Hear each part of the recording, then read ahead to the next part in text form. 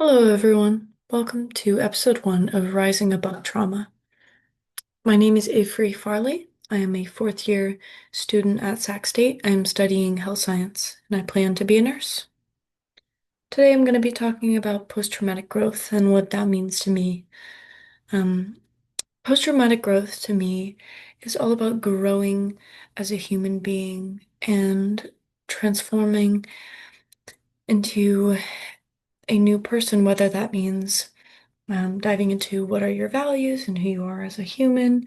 Um, and also, I feel like post-traumatic growth can really drive someone to find a new love for living and can help someone learn how to appreciate the small things in life. Um, as you can see on the slide, I chose to use a sunrise as a symbol for PTG. I feel like a sunrise is a good representation of post-traumatic growth because it shows that the sun rises every morning. Take take this journey one day at a time, and that there'll be ups and downs, but um, transformation is not a it's not a linear process. It is forever changing, and there's always light at the end of the tunnel. Um, so I thought that was a beautiful symbol that really resonated with me. Today I'm going to be discussing one of the PTG models called The Mapped Wholeness by Susie Ross.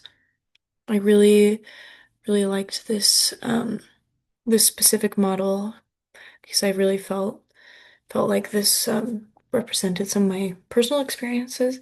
This model, one of the main takeaways from Susie Ross's writing, I got was the two different cycles of transformation.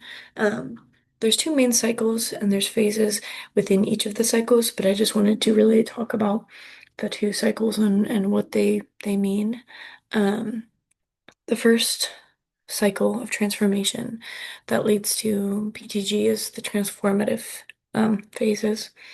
The transformative phases include the actual traumatic event itself. The traumatic event itself can basically flip someone's life upside down.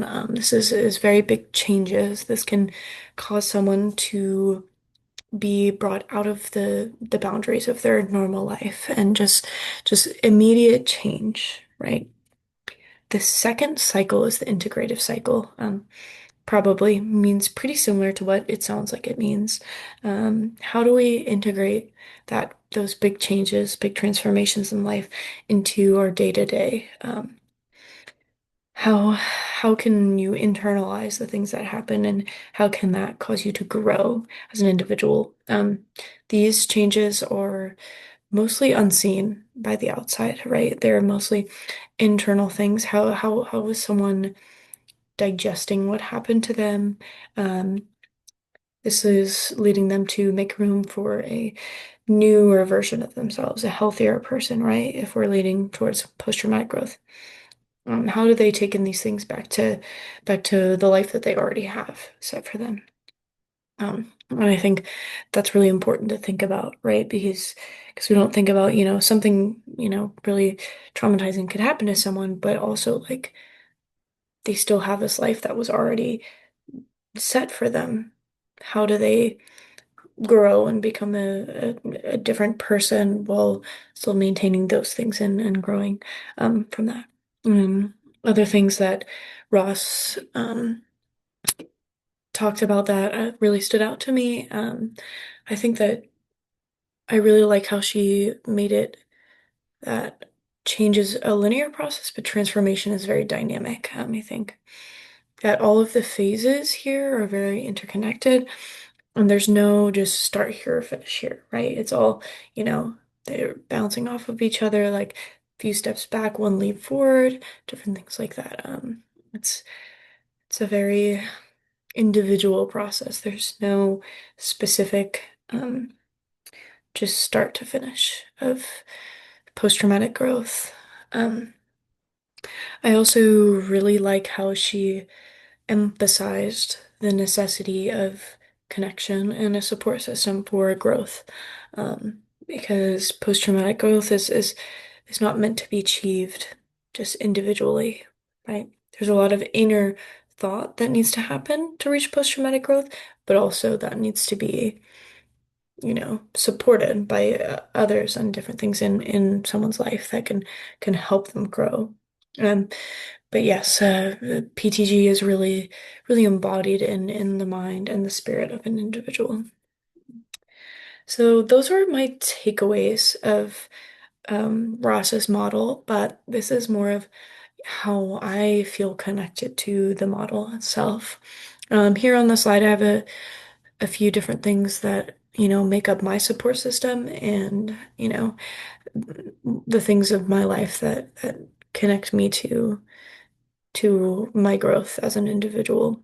Um, I have on here my two jobs. I have personal training.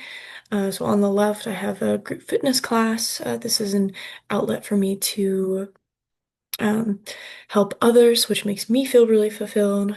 Pets are always a wonderful support when people are going through things. On the top, I have, one of my other jobs. I work for a tutoring program. I'm a supervisor, and we have gone on different, um, we have done different presentations and talked about how things that are meaningful to us, spreading our knowledge to others, which is very important. Me and my mom, my family's very important. Powerlifting is a really big one for me and how I've discovered um, my own post-traumatic growth.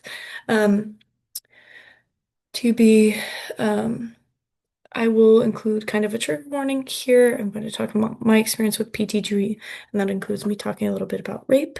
Um, About a year and a half ago, I was raped. I won't get into details, but that was a very traumatic event for me.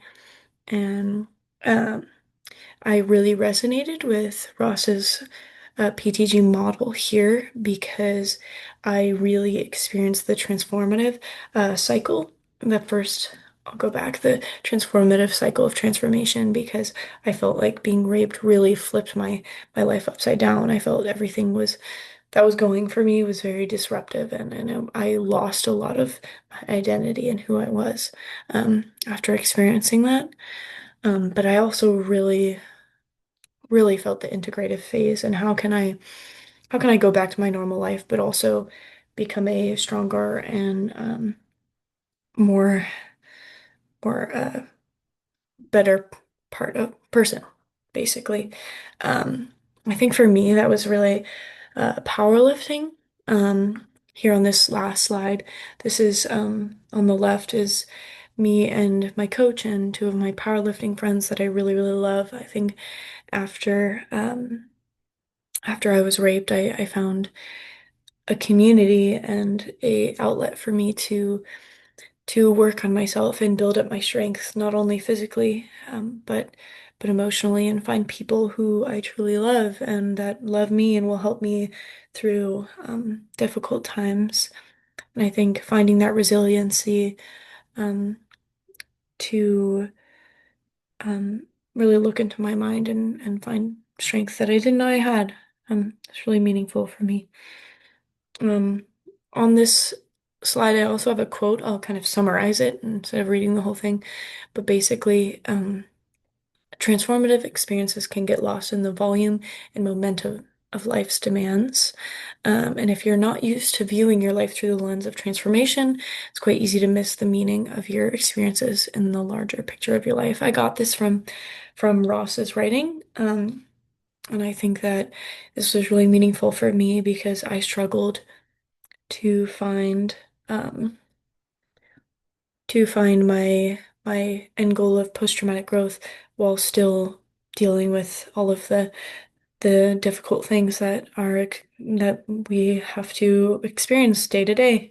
I think that post-traumatic growth can really lead someone to look deeper into the meaning of life and for me that made me find a lot of love for the little things in life, like going out in nature, going on a walk, and taking in the fresh air and appreciating um, those little things and the people in my life that I maybe took for granted before.